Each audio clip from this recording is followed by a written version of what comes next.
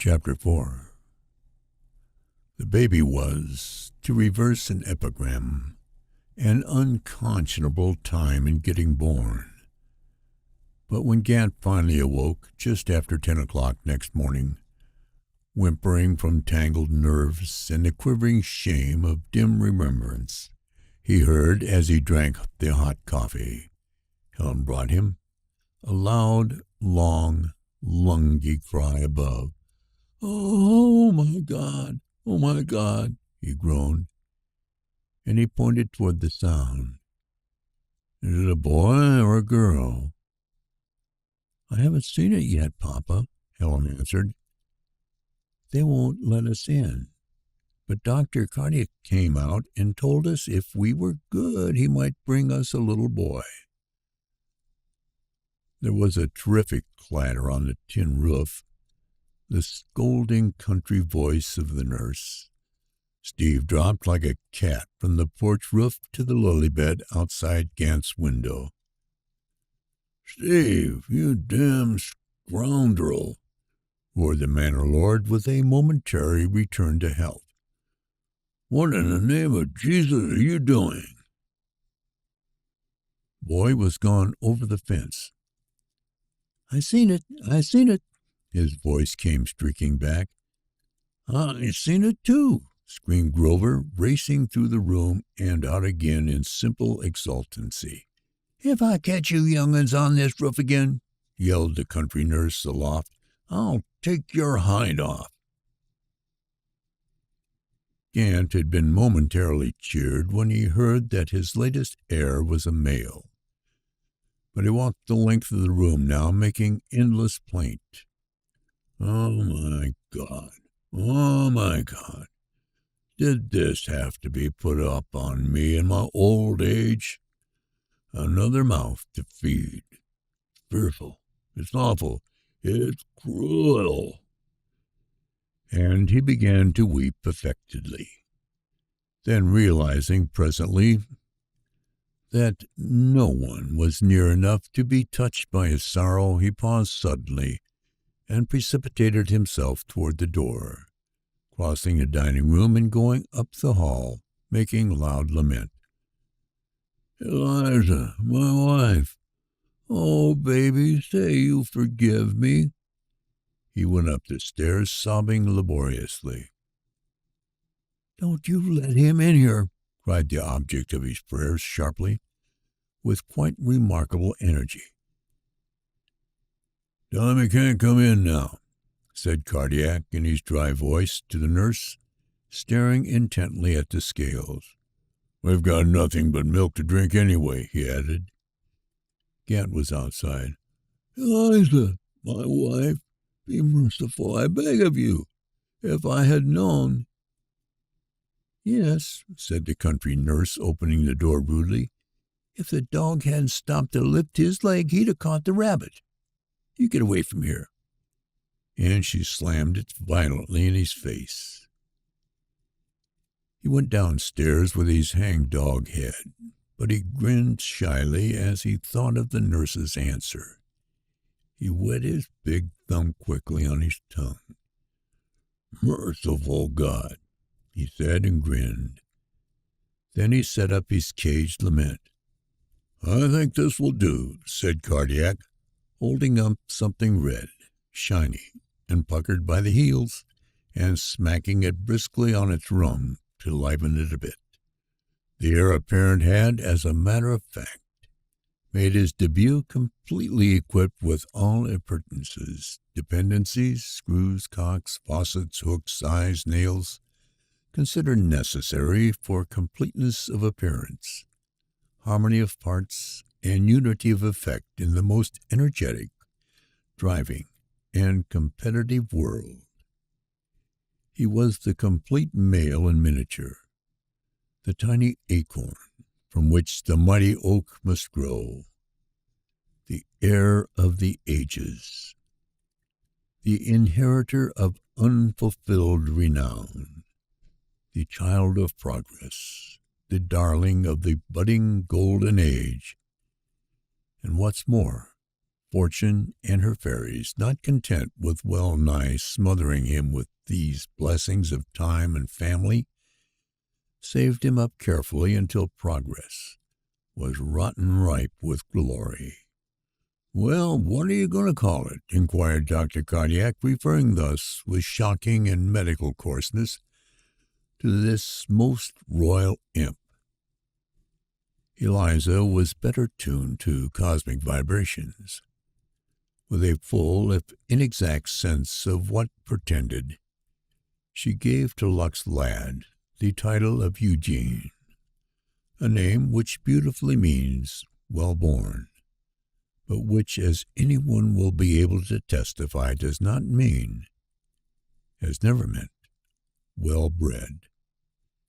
This chosen incandescence, to whom a name had already been given, and from whose center most of the events in this chronicle must be seen, was born in, as we have said, upon the very spearhead of history. But perhaps, reader, you have already thought of that. You haven't? Then let us refresh your historical memory. By 1900, Oscar Wilde and James A. McNeill Whistler had almost finished saying the things they were reported as saying, and that Eugene was destined to hear 20 years later. Most of the great Victorians had died before the bombardment began. William McKinley was up for a second term. The crew of the Spanish Navy had returned home in a tugboat. Abroad, grim old Britain had sent her ultimatum to the South Africans in 1899. Lord Roberts, Little Bobs, as he was known affectionately to his men, was appointed commander-in-chief after several British reserves.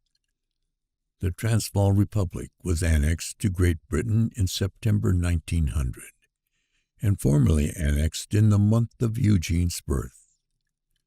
There was a peace conference 2 years later. Meanwhile, what was going on in Japan? I will tell you. The first Parliament met in 1891. There was a war with China in 1894-95. Formosa was ceded in 1895. Moreover, Warren Hastings had been impeached and tried. Pope Sixtus V had come and gone. Dalmatia had been subdued by Tiberius. Belisarius had been blinded by Justinian.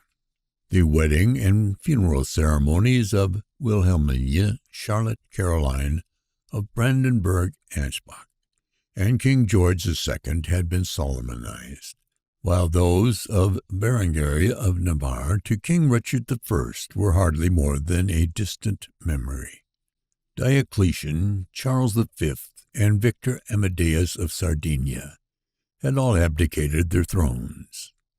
Henry James Pye, poet laureate of England, was with his fathers.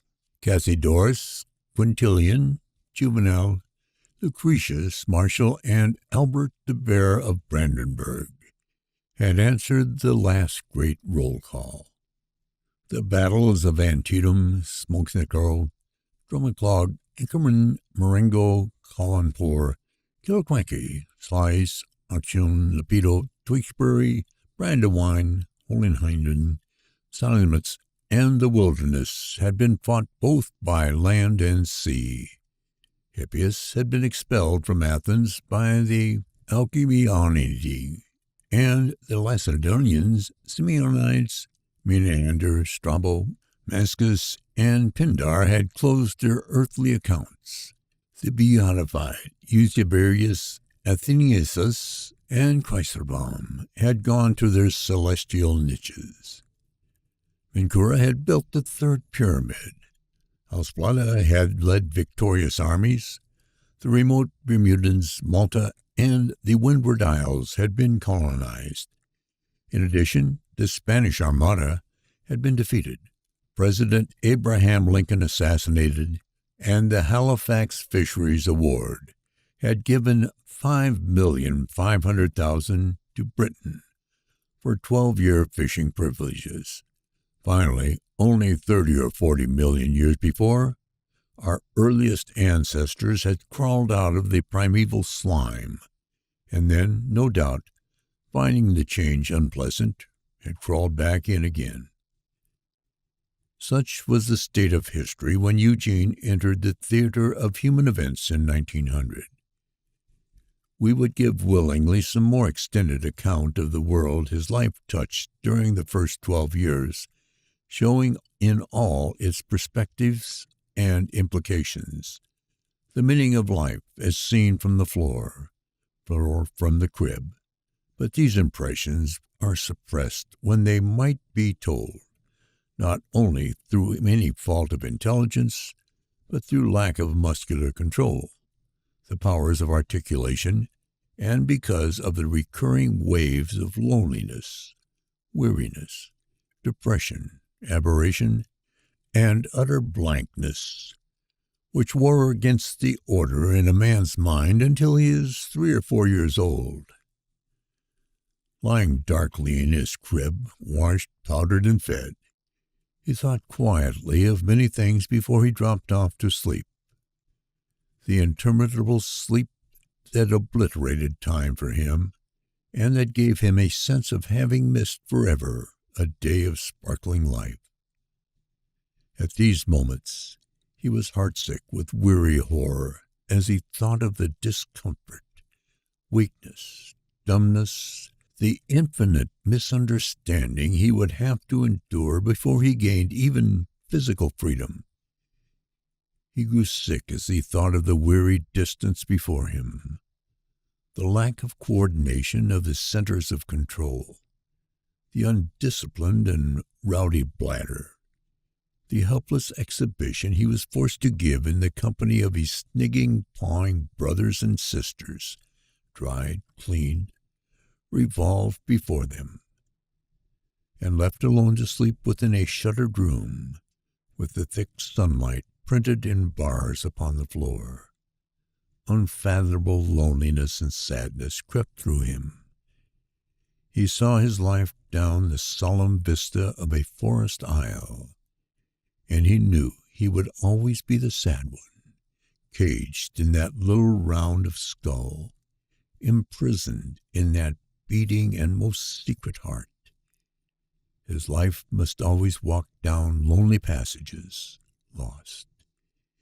He understood that men were forever strangers to one another, that no one ever comes really to know anyone, that imprisoned in the dark womb of your mother, we come to life without having seen her face, that we are given to her arms a stranger, and that, caught in that insoluble prison of being, we escape it never, no matter what arms may clasp us, what mouth may kiss us, what heart may warm us.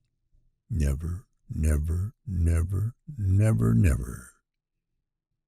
He saw that the great figures that came and went about him, the huge leering heads that bent hideously into his crib, the great voices that rolled incoherently above him, had for one another not much greater understanding than they had for him, that even their speech, their entire fluidity and ease of movement, were but meager communications of their thought or feeling, and served often not to promote understanding, but to deepen and widen strife, bitterness, and prejudice. His brain went black with terror. He saw himself an inarticulate stranger, an amusing little clown, to be dandled and nursed by these enormous and remote figures. He had been sent from one mystery into another. Somewhere within or without his consciousness he heard a great bell ringing faintly, as if it sounded under sea, and as he listened, the ghost of memory walked through his mind, and for a moment he felt that he had almost recovered what he had lost. Sometimes, pulling himself abreast the high walls of his crib, he glanced down dizzily at the patterns of the carpet far below. The world swam in and out of his mind like a tide, now printing its whole sharp picture for an instant, again ebbing out dimly and sleepily, while he pieced the puzzle of sensation together, bit by bit, seeing only the dancing fire sheen on the poker, hearing then the elfin chuckling of the sun-warm hens, somewhere beyond in a distant and enchanted world. Again he heard their morning wakeful crowing, clear and loud, suddenly becoming a substantial and alert citizen of life, or going and coming in alternate waves of fantasy and fact. He heard the loud, fiery thunder of Daisy's parlor music. Years later he heard it again. A door opened in his brain. She told him it was Paderewski's minuet. His crib was a great woven basket, well mattressed and pillowed within. As he grew stronger, he was able to perform extraordinary acrobatics in it, tumbling, making a hoop of his body, and drawing himself easily and strongly erect. With patient effort, he could worm over the side onto the floor. There he would crawl on the vast design of the carpet, his eyes intent upon great wooden blocks piled chaotically on the floor. They had belonged to his brother, Luke. All the letters of the alphabet in bright, multicolored carving were engraved upon them. Holding them clumsily in his tiny hands, he studied for hours the symbols of speech, knowing that he had here the stones of the temple of language, and striving desperately to find the key that would draw order and intelligence from this anarchy. Great voices soared far above him. Vast shapes came and went, lifting him to dizzy heights, depositing him with exhaustless strength. The bell rang under the sea. One day, when the opulent southern spring had richly unfolded, and the spongy black earth of the yard was covered with sudden tender grass and wet blossoms, the great cherry tree seethed slowly with a massive gem of amber sap, and the cherries hung ripening in prodigal clusters. Gant took him from his basket in the sun on the high front porch, and went with him around the house by the lily beds, taking him back under the trees, singing with hidden birds to the far end of the lot. Here the earth was unshaded, dry, plodded by the plow. Eugene knew by the stillness that it was Sunday.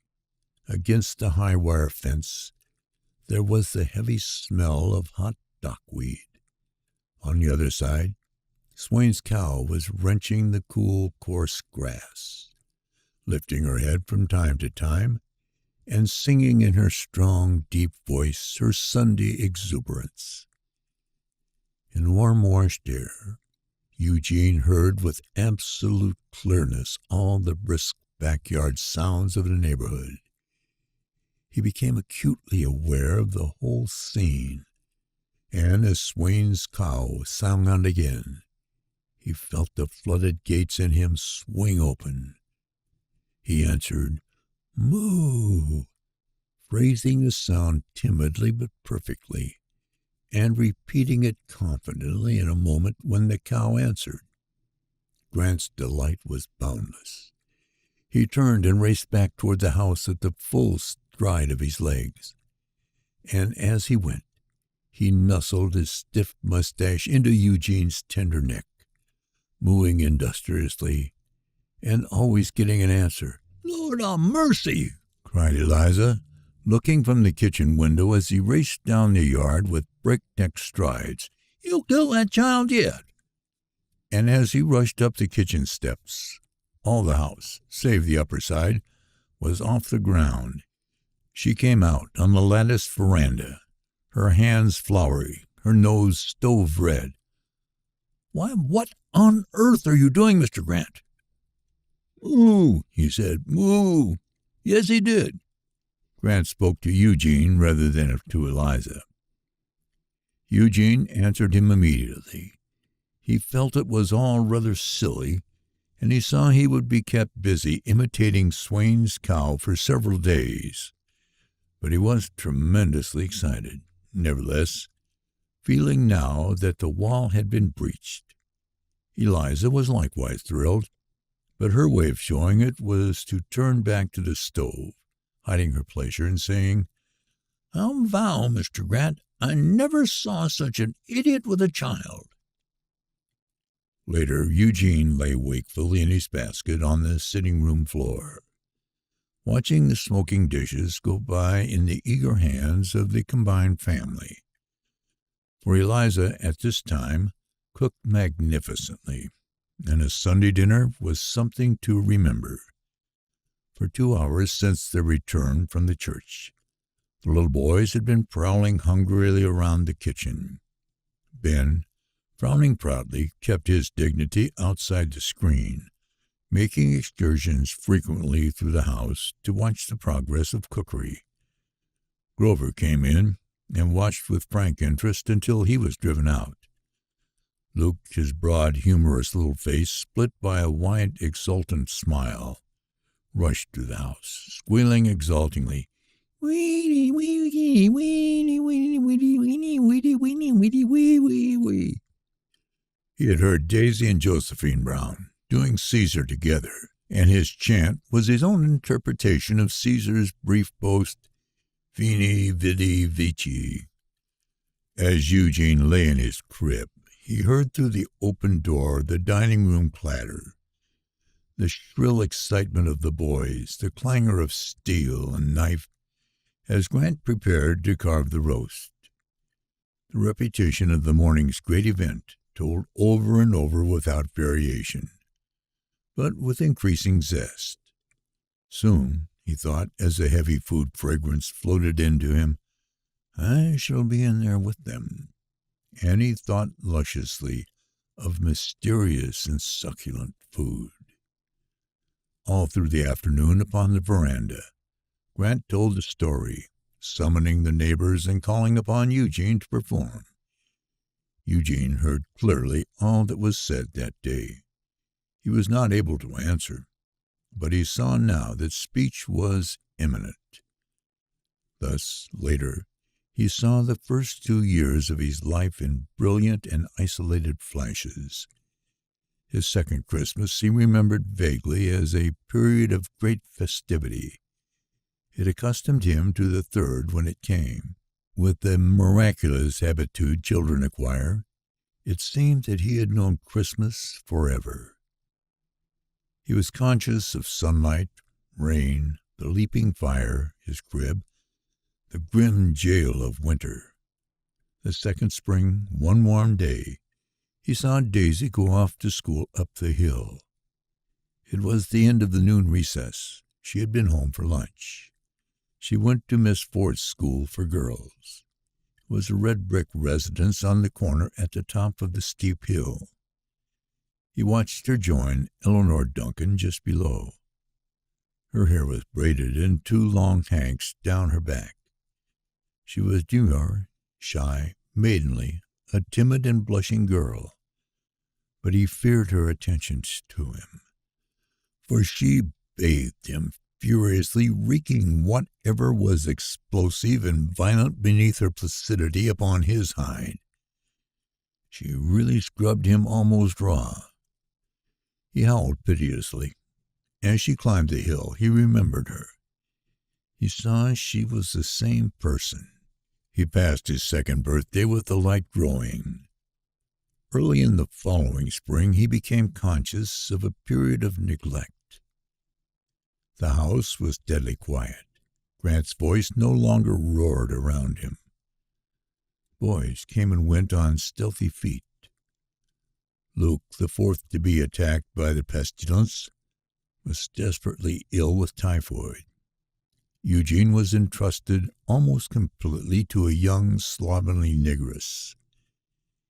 He remembered vividly her tall, slatted figure, her slapping her lazy feet, her dirty white stockings, and her strong smell, black and funky.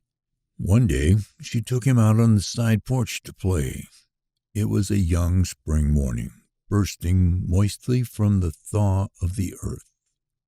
The negress sat upon the side steps and yawned while he grubbed in his dirty little dress along the path and up the lily bed.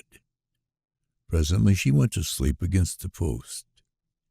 Craftily he wormed his body through the wide wires of the fence into the cindered alley that wound back to the Swains and up to the ornate wooden palace of the Hilliards.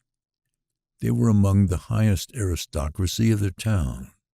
They'd come from South Carolina, near Charleston, which in itself gave them at the time a commanding prestige. The house, a huge gabled structure of walnut brown, which gave the effect of many angles and no plan, was built upon the top of the hill which sloped down to Gant's. The level ground on top before the house was tenanted by lordly towering oaks. Below, along the cindered alley flanking Gant's orchard, there were high singing pines. Mr. Hilliard's house was considered one of the finest residences in the town. The neighborhood was middle class, but the situation was magnificent, and the Hilliards carried on in the grand manner, lords of the castle, who descended into the village, but did not mix with its people. All of their friends arrived by carriage from afar. Every day, punctually at 2:00, an old liveried Negro drove briskly up the winding alley behind two sleek brown mares, waiting under the carriage entrance at the side until his master and mistress should come out. 5 minutes later they drove out, and were gone for 2 hours. This ritual, followed closely from his father's sitting-room window, fascinated Eugene for years after. The people and the life next door were crudely and symbolically above him. He felt a great satisfaction that morning in being at length in Hilliard's alley. It was his first escape, and it had been made into a forbidden and enhaloed region. He grubbed about in the middle of the road, disappointed in the quality of the cinders. The booming courthouse bell struck 11 times.